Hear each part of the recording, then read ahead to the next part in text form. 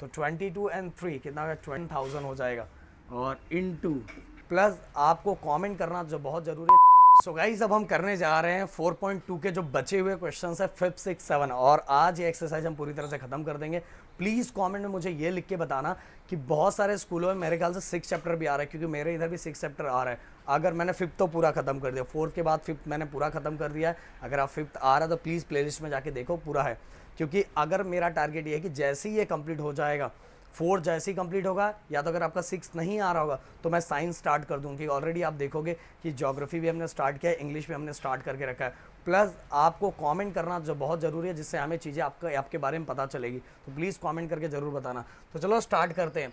हमें यहाँ कुछ गिवन दिया हुआ और हमें इसकी वैल्यू फाइंड करनी है। तो गिवन क्या दिया हुआ, सबसे पहले वो लिख लो, a/b इक्वल 3/1। ये रेशो में दिया था तो रेशो मैंने लिख दिया। और दूसरा दिया हुआ है b/c इक्वल 5/1।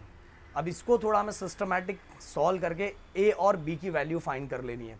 तो a1 जा a क्रॉस मल्टीप्लाई कर लेते, a1 जा a, और b को 3 के साथ मल्टीप्लाई करूँगा तो ये हो जाएगा 3b, हो गया, इधर का मिल गया। अब दूसरे साइड b1 जा b, 5 को मल्टीप्लाई करूँगा तो ये हो जाएगा 5c। अब गाइज अगेन ये जो हमारा b की वैल्यू ये कितनी है, b की वैल्यू 5c है। b की वैल्यू कितनी है, 5c है। अब देखो 5 3 ज़ा 15, 15c आ गया।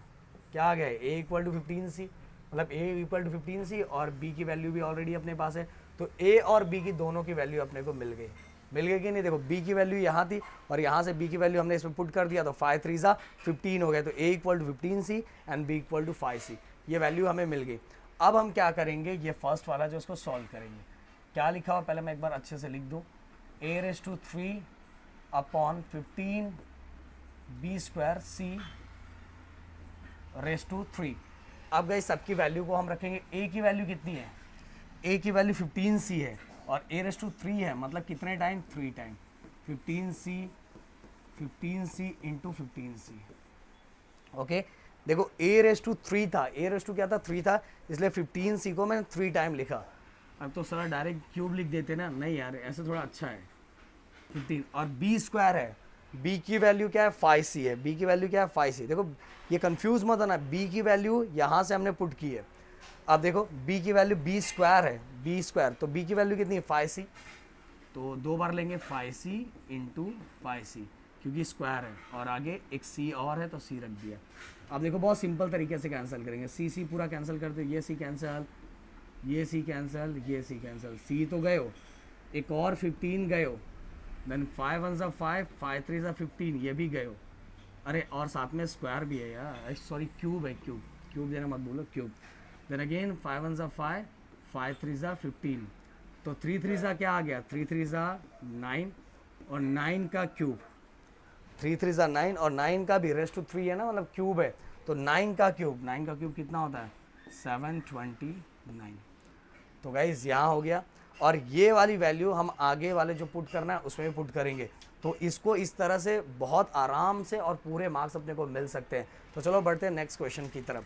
अगला क्वेश्चन, अब देखो, हाँ यहाँ पहले मैं ये फिर से ये वैल्यू लिख दूँ, ये वाली जो वैल्यू है, a इक्वल टू कितना था हमारा, a equal to 15c and b equal to कितना है, b इक्वल टू कितना है, 5c, क्योंकि ये अपने को काम आने वाला है 5c। अब देखो सबसे पहले a² है, a² मतलब ये देखो a की वैल्यू 15c है, मतलब 2 बार लिख देता हूँ मैं, 15c इंटू 15c 2 बार लिख दिया, अपॉन b की वैल्यू पहले मैंने 7 लिखा, देन b की वैल्यू कितनी है, 5c है, तो b की जगह 5c लिखूँगा, 5c लिखा b की वैल्यू, और c की तो कोई वैल्यू है ही नहीं, तो c वैसे का वैसे रखेंगे। देखो a की वैल्यू 2 बार रखा, नीचे 7 है मैंने रखा, b की वैल्यू 5c रखा, और आगे c है। अब देखो क्या क्या कैंसिल हो जाएगा, ये c गए हो, ये c गए हो। अब 5 1 ज़ा 5, 5 3 ज़ा 15, अब ऊपर क्या बचा, 15 और 3, तो 15 3 ज़ा 45 और अपॉन 7। तो गाइस बस इतना रखोगे तो भी चलेगा। ओके, अब आगे चलते हैं अगले क्वेश्चन की तरफ। तो 6 क्वेश्चन बहुत सिंपल है यार, बहुत ज़्यादा सिंपल है। देखो अगर हम देखते हैं under root 0.04 into 0.4 into a, 0.4 into 0.04 into square root of b. और अपने को फाइंड क्या करना है, ए अपॉन बी। कहने का मतलब जो ए अपॉन बी फाइंड करना है, ए अपॉन बी दिखाई दे रहा है, इसके अंदर यहाँ स्क्वायर रूट में है, यहाँ भी स्क्वायर रूट है, पर जो हमें फाइंड करना है उसमें स्क्वायर रूट थोड़ी है। तो हमें इससे समझ में आ रहा है कि पहला अपना काम स्क्वायर रूट को निकालना ही है। इससे हमें समझ में आ गया है। तो मैं यहाँ क्वेश्चन एक बार और लिखता हूँ। क्या लिखा हुआ, 0.04 into 0.4 into a which is equal to 0.4 into 0.04 into square root of b. तो गाइज पहले एक और सिंपल कर रहे थे जिससे थोड़ा और हमारे लिए क्वेश्चन आसान हो जाएगा। तो डेसिमल के बाद कितना नंबर दिया है, 2 नंबर, इसलिए 4। अगर मुझे ये डेसिमल को हटाना है तो डेसिमल का 2 डिजिट इसलिए डिवाइड बाय 100 इंटू डेसिमल के बाद 1 डिजिट है इसलिए 4 डिवाइडेड बाय 10 अगर इस डेसिमल को हटाना है, इंटू ए। ये हो गया इधर का काम। अब इधर का काम हम कर देते हैं इसको भी। अब देखो डेसिमल के बाद 1 डिजिट दिया हुआ है, डेसिमल का 1 डिजिट इसलिए डिवाइड बाय 10। डेसिमल के बाद 2 डिजिट दिया हुआ है इसलिए डिवाइड बाय कितना हो जाएगा, 100। क्लियर। और into square root of b. अब गाइस मुझे ये स्क्वायर रूट हटाना है, क्या करना, मेरा काम तो स्क्वायर रूट को हटाना है। तो स्क्वायर रूट कैसे हटेगा, squaring on both the side, दोनों साइड स्क्वायरिंग करना पड़ेगा। तो स्क्वायरिंग करेंगे तो ये जैसे स्क्वायरिंग किया तो दोनों साइड से चीज़ें हट जाएगी। और जहाँ स्क्वायर नहीं है वहाँ स्क्वायर लग जाएगा, जहाँ रूट है रूट कैंसिल हो जाएगा, और जहाँ रूट नहीं है वहाँ स्क्वायर हो जाएगा। ओके, ये चीज़ें याद रखना। तो यहाँ रूट था कैंसिल हो गया। अब देखो 4 का स्क्वायर कितना हो जाएगा, 16। मैंने बोला जहाँ रूट है रूट कैंसिल हो जाएगा, रूट है रूट कैंसिल हो जाएगा, और जहाँ रूट नहीं है वो स्क्वायर हो जाएगा। अब 10 का स्क्वायर कितना होगा, 100 इंटू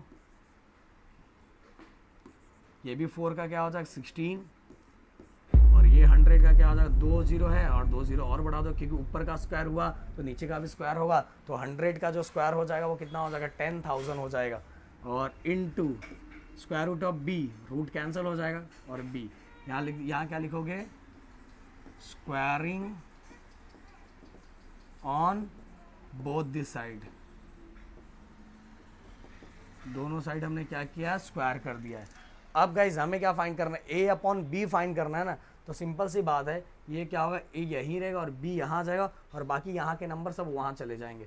तो ए अपने जगह पे ही है, बी यहाँ आ गया। थोड़ा हम नीचे लिखते हैं, थोड़ा हम इसको थोड़ा और छोटा कर देते हैं।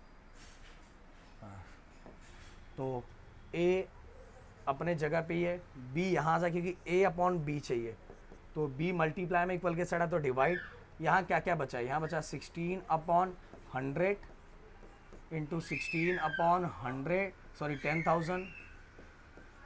10,000। अब इसके साथ यहाँ ए के साथ भी नंबर है ना, अगर ए को यहाँ मुझे अकेला रखना है तो इसको भी मुझे दूसरे साइड लेके जाना पड़ेगा। और जब दूसरे साइड जाएगा तो डिवाइड वाला मल्टीप्लाई, मल्टीप्लाई वाला डिवाइड, मतलब 4 नीचे चला जाएगा और 100 ऊपर, अगेन 4 ऊपर, 10 नीचे है तो ऊपर चला जाएगा। तो देखो कैसे हो जाएगा, ये 100 ऊपर चला जाएगा और नीचे कौन आएगा, 4 आ जाएगा। क्लियर।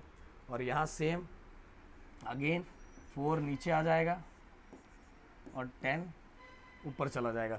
अब देखो बस अब क्या करना है, कैंसिल ही करना है सब चीज़ों को।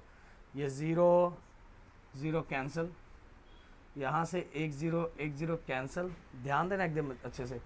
4 1 ज़ा 4, 4 4 ज़ा 16, फिर अगेन ये 4 क्या हो गया, कैंसिल। तो ऊपर अपने लिए बस क्या बचा है, ऊपर अगर आप ध्यान दोगे तो ऊपर अपने लिए बस क्या बचा है, 16 बचा हुआ है, और नीचे क्या बचा हुआ, 1000 बचा हुआ है, 1000 बचा हुआ है। इसको हम किससे डिवाइड कर सकते हैं, इसको और सिंप्लीफाई कर सकते हैं, क्योंकि हमें इसका आंसर रेशो में ही चाहिए। तो अगर ये सिंप्लीफाई हो सकता है तो ठीक है, नहीं हो सकता तो इसको ऐसे ही रखना पड़ेगा। तो सिंप्लीफाई हो जाएगा, इस 8 के टेबल में दोनों हो जाएगा। 8 2 ज़ा 16, और 8 को अगर मैं 1000 से डिवाइड करूँ, 8 को अगर मैं 1000 से डिवाइड करूँ तो 8 1 ज़ा 8, ओके, 10 में से 8 गया तो 2 बचा, अगेन 0, 8 2 ज़ा 16, 10 में 6 गया तो 4 बचा, और ये 0, 8 5 ज़ा 40, तो 125। 8 2 ज़ा 16 और 8 को 1000 से डिवाइड किया तो कितना है, 125। तो ए अपॉन बी का आंसर क्या आ गया, तो A upon B this is equal, ये दिखाई दे रहा है 2 अपॉन 125 हो गया। तो गाइस ये सिस्टमैटिक मैंने करके दिखा दिया। अब चलो बढ़ते हैं अगले क्वेश्चन की तरफ, और ये लास्ट क्वेश्चन है अपना। Then find the value of x. अपने को ये है तो ये दोनों रेशियो में दिया, तो रेशियो में हम लिख देते हैं पहले, ये लिख दिया, ये देखो रेशियो है equal x minus 2 upon x plus 1। Okay, आप बोलोगे सर इस पर कैसा बना दिया? ऐसा बना दिया, ऐसे रखोगे तो भी हो ही जाएगा, कोई टेंशन नहीं। तो अब हम करेंगे इसको मल्टीप्लाई, इसको इसके साथ, इसको इसके साथ, और फिर x की वैल्यू निकालेंगे। इसको इसके साथ करेंगे तो x प्लस 3 मल्टीप्लाई, ये कितना था यार, x प्लस 1 है, x प्लस 1 इक्वल, और इसके साथ इसको x minus 2 multiply by x plus 11 हो गया। अब हम क्या करेंगे गाइस, मल्टीप्लाई करके ब्रैकेट को ओपन करेंगे, x को पूरे के साथ देन 3 को पूरे के साथ, तो x किया तो x स्क्वायर हो गया, फिर 1x, देखो x को पूरे के साथ देन 3 को पूरे के साथ, तो x स्क्वायर, x 1 जा x हो गया, देन 3x जा, अब ये इस 3 को पूरे के साथ 3x जा 3x, देन 3 1 जा 3। समझ में? पहले x को पूरे के साथ दोनों के साथ करना है, देन 3 को दोनों के साथ करना है, हो गया इस साइड का। अब चलते इधर, फिर से x को पहले x के साथ, देन x को 11 के साथ, x जा x स्क्वायर, अगेन 11x जा 11x, और प्लस है ना इसलिए प्लस डालते जा रहा हूँ, यहाँ कहीं माइनस नहीं था इसलिए आपको दिखाया नहीं। x जा x स्क्वायर, x 11 जा 11x, और ये दोनों साइड प्लस प्लस है तो प्लस हो जाएगा। आगे x 2 जा 2x, but plus minus minus, again 11 2 जा 22 और प्लस माइनस माइनस। क्लियर हो गया? अब गाइस देखो, इक्वल के दोनों साइड सेम साइन वाला अगर सेम वेरिएबल है, सेम साइन वाला सेम वेरिएबल, इक्वल के दोनों साइड, तो ये क्या आ जाता है, कैंसिल हो जाता है ये। तो इसकी कहानी यहीं खत्म हो गई। 3x और 1x कितना हो जाएगा, 4x हो जाएगा, प्लस 3, इधर कितना है प्लस माइनस माइनस, 11x में से 2x गया तो कितना बचेगा, 9x बचेगा, 9x माइनस 22। अब हम क्या करेंगे गाइस, देखो नंबर को एक साथ एंड जो कोएफिशिएंट वेरिएबल के साथ है उसको एक साइड करेंगे। तो हम क्या करते हैं, -2, ये बड़ा है तो उसको यहीं रखते हैं, -2 इक्वल के साइड आएगा तो इधर पहले से 3 है, ये इस साइड आएगा तो ये माइनस है तो प्लस हो जाएगा, और ये 9x 4 है। अब वेरिएबल वाले कोएफिशिएंट के साथ वेरिएबल वाला कोएफिशिएंट लेके चले जाओ। देखो ऐसा करोगे तो सिंपल है, जो बड़ा वाला वेरिएबल है उसको अपने जगह पे रहने दो, इसके बाद छोटा वाला वेरिएबल लेके आओ, थोड़ी चीज़ें आसान हो जाएगी, बाकी कुछ नहीं, वैसे भी आंसर आता है। तो -22 इक्वल के साइड है तो प्लस 22 हो गया, तो 22 एंड 3 कितना हो गया, 25, और 9x में से 4x माइनस हुआ तो मेरे दोस्त बचेगा 5x। अब अगर मैं ये दो सीधे लिख लूँ इसको, चलो ऐसे लिख दूँ नहीं तो बहुत सारे लोग कन्फ्यूज हो जाएंगे। तो दोनों के बीच में क्या, मल्टीप्लाई, इक्वल के साइड आएगा तो 5 तो डिवाइड हो जाएगा, तो 25 divide by 5 which is equal to x। अब डिवाइड करो, 5 1 जा 5, 5 5 जा। इसका आंसर मुझे कमेंट बॉक्स में चाहिए, इसका आंसर मुझे कमेंट बॉक्स में चाहिए। मैं देखना चाहता हूँ कितने बच्चे इसका आंसर लिखते हैं और यहाँ तक वीडियो देखें, तो प्लीज़ कमेंट बॉक्स में ज़रूर लिखना। मिलते हैं जल्दी, हम जैसा आप बोलोगे, अगर 6 बोलो तो 6 भी हम साथ में स्टार्ट कर देंगे। तो मिलते हैं नेक्स्ट वीडियो में। Thank you so much guys, जय हिंद दोस्तों।